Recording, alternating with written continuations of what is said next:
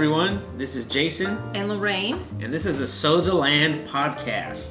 Today's podcast, we will be doing a giveaway for a pair of tickets to the Mother Earth News Fair, and that's right here in Asheville, North Carolina. So stick around throughout the whole podcast. We'll be doing that later on.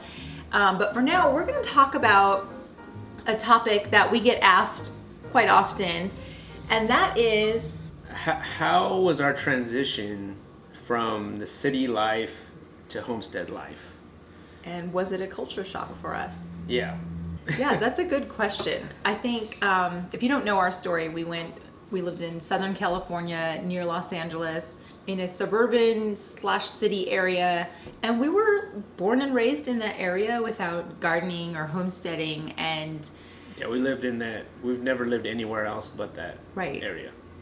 And then we left, 3 years ago, came here to North Carolina, and we've kind of just been full immersion into homesteading life. And was it a shock for us? What was it shocking for you? I don't know if shocking is the word. I think it's more of, it's definitely different. It was different in a sense that, everything's different. This is so much different than Los Angeles. I mean, unbelievable different. Yeah, from the people to your environment to the things that you're doing. So let's start with the environment. That's completely different. So in a way that is a culture shock. I know for me, seeing all of this green instead of a concrete jungle, you know what I mean? It's a real jungle, out here in North Carolina. It's so green in the spring and in the summer and a little bit in the fall. And everything is just so alive, from the insects to the trees, and the grass is so lush. And that was shocking. I mean, I feel like that was shocking to me. Yeah, so much green. The bugs are all up in your face. Everything seemed like it's in 3D here. I mean, compared to Southern California. So, that was definitely. I mean, still, I think we're not used to it. I'm like, wow, look at all this green. We're just driving down the road, and it's like, wow, look at all this green. Or even the bugs. So many bugs, and everything. All the bugs are a little bit bigger here. Yeah. And also all the water that we have here. Yeah, there's a lot of rain too. Yeah, we're crazy spoiled with water here.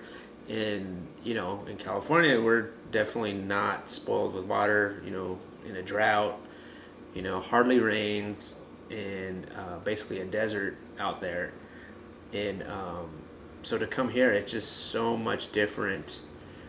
And but I guess that's kind of why we liked the area also, because it was so much different. Right, yeah. And it provides so much for raising animals. It makes it so much easier for raising animals. If doing pastured birds over here, there's so much grass and it grows so easily. And for gardening too. We don't have to have a drip system or sprinklers, and we just, our garden just grows out here. You could, for real, you could literally throw some seeds in the ground and walk away. And just walk away, and everything will happen. Yeah. I remember when we first moved, I was talking to my neighbor, and he does a big garden every year, and he's like, I don't even water my garden. And we were shocked. I was like, that what? was shocking. I was like, I thought he was just messing with me. Oh, these Californians, I'm going to tell them we're never going to wash our garden. And so after we started growing food, and I realized, we, last year, we never watered our garden once. No. That's because we got so much rain last year. But even the first year we were here, I think I watered a garden maybe one time. And then, that was it. Yeah. It's just mind-blowing to me. So that was a bit of a culture shock for us, is the environment. I feel like that was it was very different. But what about the people? The people have been great.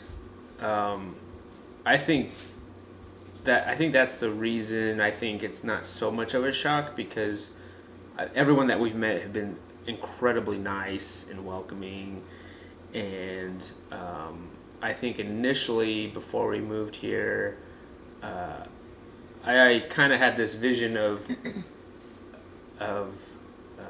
people not welcoming us because we are not from this area. Mm-hmm.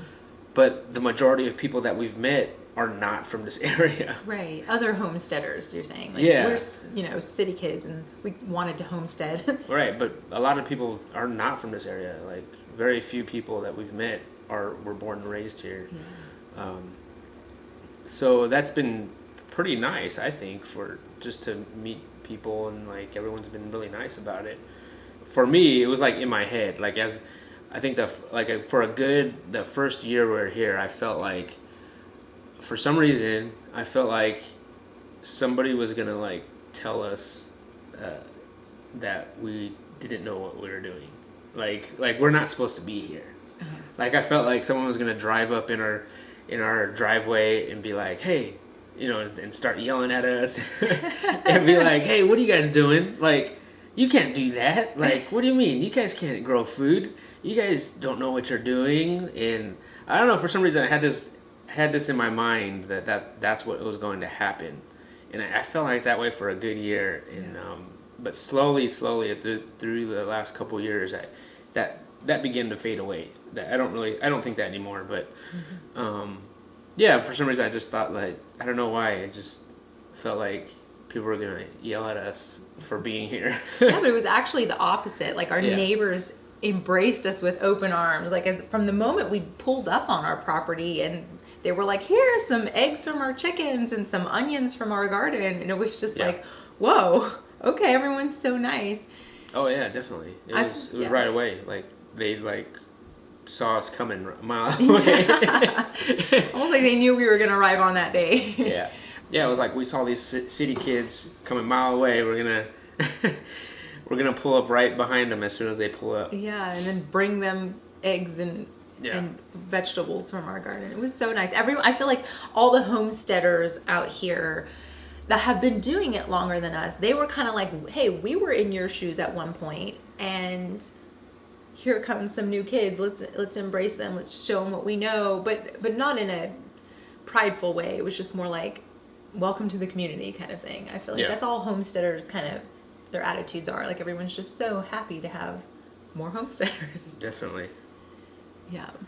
And so the environment was shocking, was a culture shock for us. And the people, it was different. It was a new lifestyle for us. It was different. But it was easy. It was an easy transition with the people. Yeah, the people made it easier. I think another thing that was shocking or different was how some of the homesteaders that we met, how they lived. Right. Right. Like, we met people living in school buses. We met people living in yurts, living in a converted old tobacco barn. In tiny houses.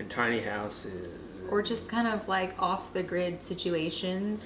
Yeah, we've met off grid. People live off grid. People building their own houses out of natural materials, and that was inspiring. Like, that was a little bit of a culture shock for us too, because we were like, whoa, that's totally thinking outside the box. That's not, like, back where we lived in California, Southern California, it was like you either lived in a house or an apartment or a condo.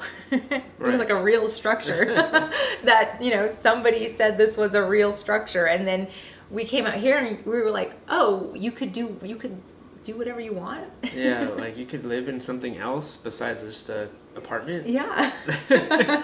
That was definitely shocking. It just was different. Like the way of thinking that way, like I think prior to moving here, when we were looking at different properties, like a lot of these structures did not come to my mind. Like I was like, well, we got to build a house, because that's what I was used to. Like I didn't think of like, whoa, we could live in a school bus, or I didn't think of, all these alternative things. And so after we moved here, then I realized like, wow, okay, so we could have lived in a school bus, or we could have, lived in a tobacco barn. Because people are doing it here. Yeah. And like they're super like proud of their home. Yeah. Like, this is my home, and it's Yeah. welcoming and it's hospitable and it's totally okay. Yeah, it's fine. Like they're not ashamed. Like, No. yeah, we live in this tobacco barn, and like we are living off grid, and they're, you know, they're having housewarming parties, and you know, like this is something that just we're not used to seeing, and so to be immersed in something like that now, it's actually pretty cool. Yeah, and you can definitely see the beauty in their art, in wherever they live. Like, their artistic skills come out, and handiwork like carpentry and Yeah. you know, metalwork, and you can see that in the building of their own homes. And I noticed that Penelope notices these things. You know, she'll be talking to us and she'll say something like, you know, I'm gonna live on a tiny house on wheels, and you know, and then I can just travel around the country. You know, she'll say things like that, like, Yeah. and that's kind of awesome. That, you know, I feel like it's kind of rubbing off on her. Like, she's getting it. She's actually thinking outside the box now too, and Right. that's exciting. Or we could we could bring a shed in and Yeah. convert it to a little house. Yeah. People do that too, and Oh yeah. like I just didn't think of those things at all prior to moving here. Like Yeah. those different living structures were not in my mind. Like Right. because we never seen it. I don't know anybody who Right. lives in those structures, and growing up, and now that we do, I mean, I think it's just an amazing thing to see. Yeah, and you know what else is another way that we see people thinking outside the box here is how they make their income. A lot of homesteaders, how they make their income. Right. Yeah, just these are. I think we talked about this a little bit in previous podcasts, but yeah, they're just kind of doing what they can and just kind of going by the seasons and being super creative and almost like this entrepreneurial spirit. Oh yeah. You know, like people start their own businesses. A lot of people have their own little small businesses, and you know, they're maybe selling at the farmers markets or selling online, and I think that's incredible. It's inspiring. Yeah, it definitely is. Yeah, because I mean, we have our own small business, so to see other people.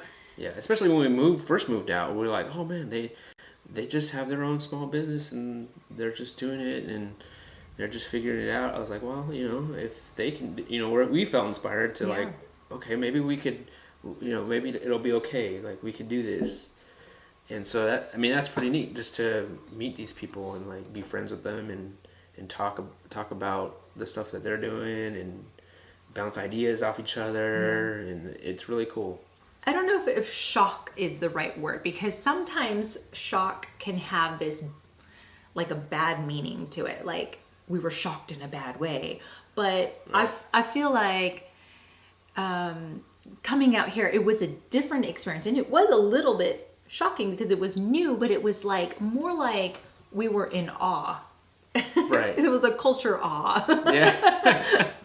Yeah, like, wow, like, oh man, I didn't think of that. Or like, wow, look at that. You know, it was kind of, we're in awe of everything. And we still are. We still are. Like, we're still, it's 3 amazing. years later, we still are. And I feel like it has been a completely lifestyle change. I mean, for one, we went from city life to homesteading life, but also we went from Southern California to North Carolina. That was all the way across the United States. So there is a little bit of a culture shock. Yeah. Here in North Carolina. Like, I mean, I don't know, things are different out here. Seem a little bit slower, slow-paced life. Slower paced. Mm-hmm. You know, we're used to like go. Even people talk fast. Even here, people just a little bit slower, a little bit like, okay, we'll get to it, you know, and like, so we're used to, you know, like, yeah, go, like I need it now, kind of that mentality. And I still feel like we're very much like that. Mm-hmm. But sometimes if we have to like need help, or we, you know, ask somebody for help, like we're kind of like, okay, they haven't came yet, but we're waiting. Let's just be patient about it. And so that's kind of like forcing us to kind of go with the flow and kind of be more patient about things, and not so much like, oh, we need this now. We need to go and be full 100% on something. That's a way where it's been a little bit different. It's just been a slower lifestyle, which has been enjoyable. Yeah, it's been nice. Yeah. I think one thing that was different was some of the accents, some of the local people here. The southern accent. Southern accent. I mean, it's not too southern. We're not like in I can't deep south. Yeah, I mean, at first, like my neighbor, like I could not understand what he was saying. We didn't know his name for a long time because we were like, what? But then after you start talking to him, like you kind of, I guess you kind of get used to the accent. Yeah. And so another thing that this is kind of funny that you notice is, people say y'all here. Mm-hmm. And instead of y'all, we say you guys. Yeah. So when somebody's not from around here is when they say you guys. Yeah. Or they either say you guys or you all. Like, hey you guys or hey y'all. And so that's when you know when somebody's not from around this area, which is kind of funny to like see that, Yeah, that was...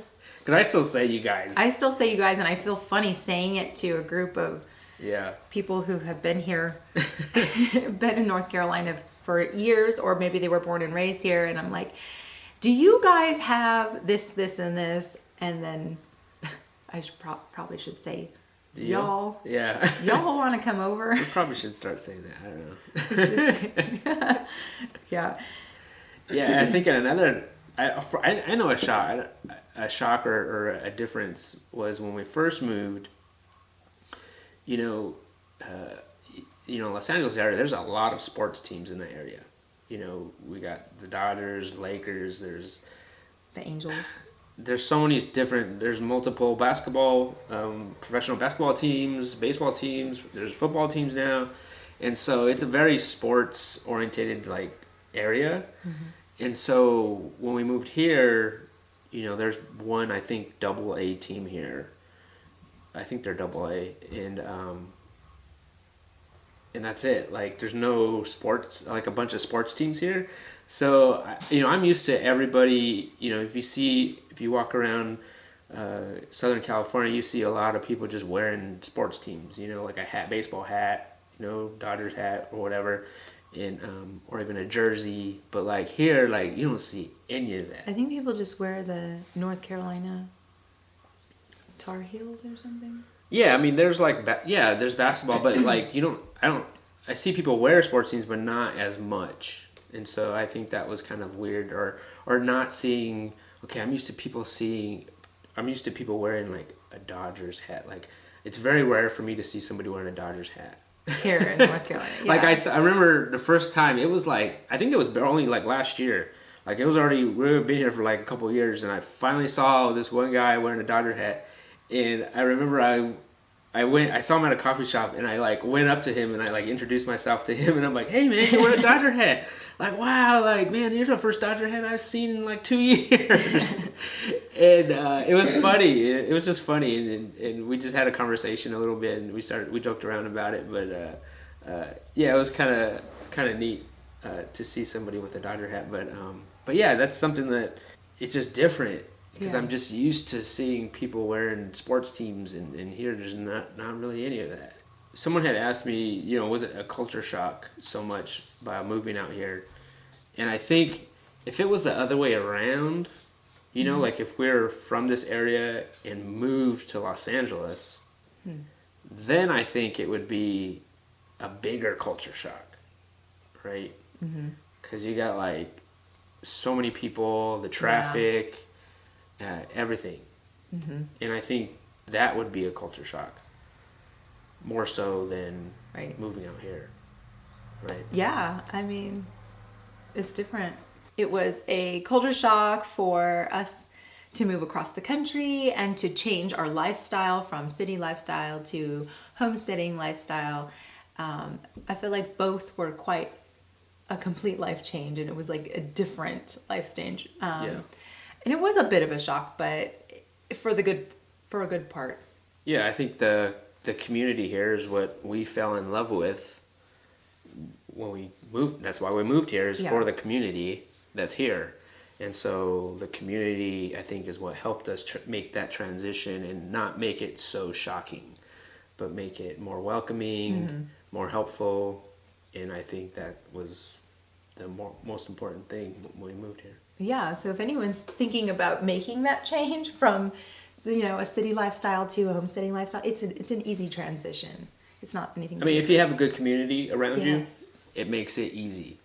Oh, yeah. I think that's key, the community.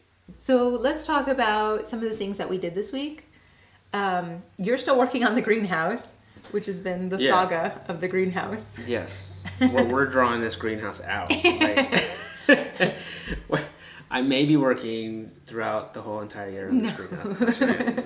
No, but we're almost done, actually. Yeah, but it wasn't your fault. There was some vents that were ordered and that took a long time. Yeah, there's some vents that ordered, and it started raining, and these things happen, which is fine. It's not a big deal. We're almost done with it. So yeah, this week I worked on the vents. So now basically what needs to be done is all the trim work on the edges of the greenhouse. I need to build another table. You've already built one table. Yes. And you're updating the progress on YouTube. Yes, and I'm documenting it on our YouTube channel. And I know Justin Rhodes, he's doing the same on his YouTube channel. I mean, I've only worked on it for maybe 7 or 8 days. So, I don't know. I think that's pretty quick for just being basically by myself. Right. And considering the size of the greenhouse. Yeah. It's beautiful. So, and you've done a table as well. Right. So almost done with it, but we'll get it done. And then another thing that I did this week was I converted one of our older YouTube videos into podcast form. So this is something that I'm going to start doing, along with these podcasts that we do. I'm also going to convert some of our older podcasts, the ones, not all of them, because not all of them I don't think convert well to podcast form because they're very visual. But these are the ones that are more of like me just talking or us just talking into the camera, and something that you don't necessarily need a visual for. And so I think it'd be neat if I just converted some of these to podcast form. So in case you miss those videos, or if you want to, hear those videos again, you could do so, from your car or from your phone. And I think that would bring value to a lot of people out there. Yeah. And which is the one that you converted? It was called I Quit My Office Job. And in that episode, you talk about how you left your corporate 9-to-5 office job and came out here. Yeah, it was just kind of my thoughts on how I quit. I think it was only like a 7-minute podcast, it ended up being. But yeah, you could, if you want, you could go check out that podcast out at our So the Land podcast. What else I do? Oh, I hung out with my friend Tyler. We, what do you call it? Inoculated some mushrooms on a log. In logs. First time doing that. This is something both him and I, we've talked about wanting to do this for it's probably been a few years since when I first met him, and so yeah, this definitely became a dream of both of ours to inoculate mushrooms in a log. And you filmed this. Yeah, and I filmed it, and we were total newbies at inoculating mushrooms in a log. So it was pretty fun.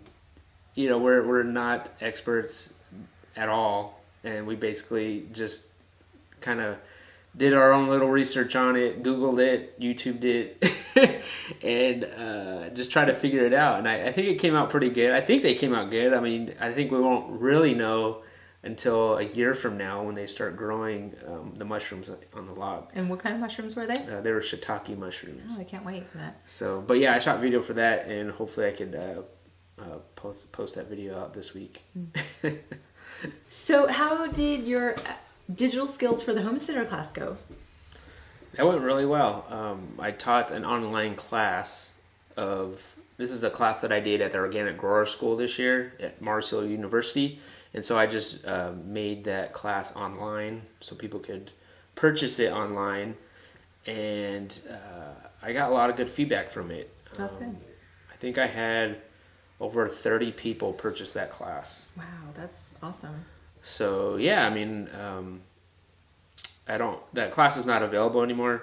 I just had it on for 7 days, and I got some good emails on it. People really enjoyed it, which I'm happy for. I wanted to make it super affordable for people. Like, that's why I only charged $10. Right. Because I remember when we were first starting a business, and we would watch other like entrepreneurs who were successful, and they offered like classes or workshops on how to grow your business. They were like $3,000 or something. We were like, wait, how can anybody afford this? Or even $100 was right. a lot. Yeah. I mean, we just, we're very minimal living, and we wouldn't be able to afford something like that. And so, I don't know, I just offered like $10, if this could help somebody out in some way. It was a total like beginner class on sharing the things you're doing on your homestead or farm. Yeah, I was happy to do it, and people, I think, got some value from it. And hopefully I can, I did it only for a week, but I'm hoping to maybe do that class again in the future. Hopefully maybe this year I'll do it again. And then people are already asking like, hey, can you do like a more advanced class? And so I'm already thinking about that.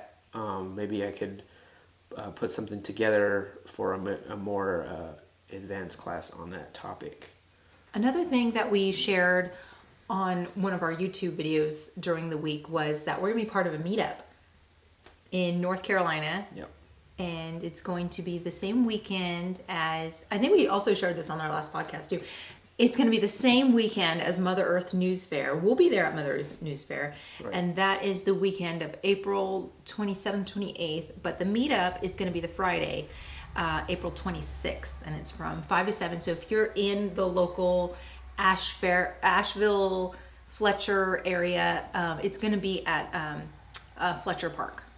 So it's now called Bill Moore Community Park, but it's in Fletcher, and it was previously called Fletcher Park. Yeah, and it's right by the Mother Earth News Fair where that's located. And then, so other YouTubers will be there, such as Art and Bree, Justin Rhodes, and Rebecca Rhodes, the Holler Homestead, and the Farm Life Outfitters. And these people have all YouTube channels. They're all our friends, and we all kind of live in the same general area. Yeah, we're just gonna hang out at a park and get to meet and greet and say hello and get to meet people face to face, which I think it's gonna be so fun to do that. And I think we get a lot of joy out of meeting people that follow us face to face. I think that'll be fun. I think it goes perfectly with the Mother Earth News Fair being the next day. Right. Yeah. Speaking of Mother Earth News Fair, we talked about in a previous podcast that, hey, maybe we should get some extra tickets for a giveaway. Well, we did. We have 2 extra tickets for a giveaway. They sent us tickets. They sent us tickets. So, which is amazing. Yeah. So we are going to give away a pair of tickets to the Mother Earth News Fair, which is in Asheville, North Carolina, and it's going to be the weekend of April 27th through 28th. So if you think that you can make it down here, or if you live nearby, or if you want to fly in or whatever, enter our giveaway. How are we going to do this giveaway? To enter the giveaway, you need to go to our website at SOWTHELAND.com and then click the link that says giveaway. And then you type in your email, and then you'll be entered into this ticket giveaway. After you enter the giveaway, we'll pick a winner on April 14th. We'll announce the winner on that podcast for that week. And if you're watching us on YouTube, you can also enter This is people that watch us on YouTube and who listen to us on our podcast. So again, to enter, go to our website, click on the link that says giveaway, and enter your email, and then you'll be entered into this 2-ticket giveaway to the Asheville Mother Earth News Fair. And we're going to be at that event also. We'll be there April 27th, 28th. Are we going, which day are we going? We're Saturday? going both days. We're going both days? We're going both days. And if you don't know about the Mother Earth News Fair, it's this awesome fair that's put on, and it's kind of like a homesteading fair almost. Like, I mean, if you're into gardening, if you're into raising livestock, if you're into workshops on how to butcher an animal, or how to grow something, or how to build something even. I took a class last year on how to build an earth ship. Oh, okay. So it's great. It's awesome. Yeah, it's a good community there that goes out to that event. And then, it's from the Mother Earth News Fair magazine. Mm-hmm. So, I mean, that's another story we could tell. Like, when we've been going to this fair ever since we moved here. Yeah. So, like, I remember when we first found out about this fair was, like, right where we're moving. You know, we've always read the magazine before we moved. Oh, look at this, homesteading, like, here's a homesteading magazine. And we're like, oh, look, they have fairs. And there's no Mother Earth News Fair, like, in California, like, or at least in the Los Angeles area. Right. There's none of that. So when we moved here, we found out that, hey, there's a fair nearby. Wow. Like, so we went, and it was just amazing experience. I think it was like 2 days. It was happening 2 days after we had first moved here, and we weren't settled in our house, or our clothes weren't really unpacked or anything, but we went to that fair. Yeah, we went, and it was the best time ever. Yeah, it was awesome, because we're like, man, we've read about this fair for so long, and like the magazine and everything, and so just to actually be at the fair for the first time, it was just magical. Yeah, it was like, great. It was really great, and so we go to that fair every single year that we've been here after that. Mm-hmm. And each time it's been nice. I mean, we enjoy it. Yeah, so we're giving away 2 tickets. I hope that a lot of you will enter and tell your friends about it, and just share the link and enter into the giveaway. It's going to be great. Yeah, I think that about concludes our podcast for this week. We appreciate you guys listening and watching. And you can find this podcast on all the iTunes apps, such as iTunes, Google Play, Spotify, Stitcher apps. And then we are also videoing this podcast so you can watch it on YouTube. And again, if you have questions for us for our future podcasts, give us a message on Instagram, or you could email us at hello.sowtheland@gmail.com, or comment on this video on YouTube. But we appreciate you guys listening to our podcast, and we'll see you guys next time. Sorry. No, I never, ever, ever in my short-legged life seen a short-legged sailor in a short-legged wife. Okay, do you feel like your brain is sharp now? Yeah. All right. Huh? We're just warming up.